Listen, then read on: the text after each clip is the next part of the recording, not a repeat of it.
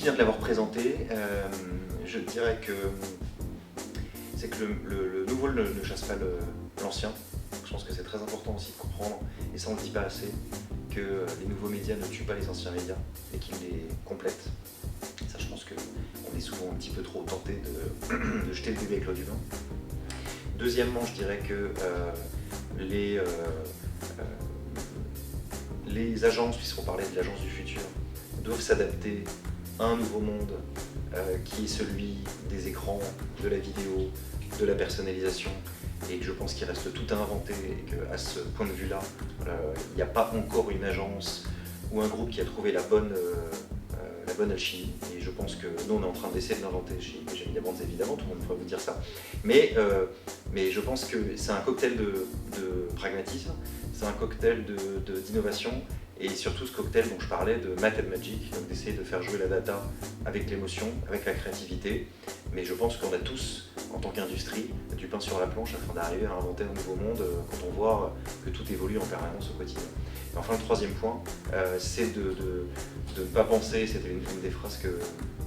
des charts que je préférais, j'ai vu qu'elle avait fait réagir en plus, de ne pas penser, du coup c'est le de premier bien sûr, uniquement uberisation, disruption, ou transformation digitale, mais surtout, plutôt que d'uberisation, penser userisation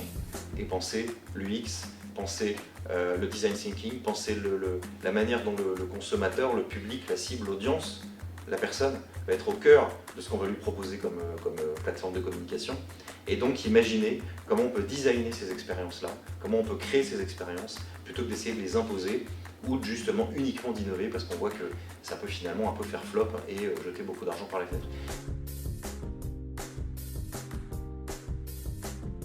Alors, l'agence de demain, pour moi, elle est capable de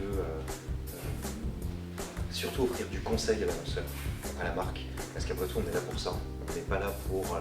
uniquement, quand on parle d'agence média, acheter de l'espace, ou quand on parle d'agence de création, de communication par exemple, créer un film ou créer une campagne, une copie, c'est pas ça l'objectif. L'objectif c'est d'être là en tant que conseil,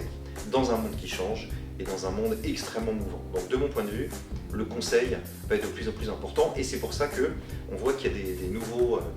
entrants sur le marché de la communication qui sont très dangereux, qui sont les cabinets de conseil, les Capgemini, les McKinsey, Accenture. C'est ceux-là peut-être qui sont nos vrais concurrents.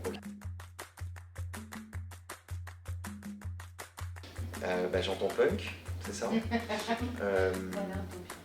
Mais non, alors c'est vrai que c'est un terme qu'on n'utilise pas trop dans nos métiers, peut-être qu'on devrait plus l'utiliser.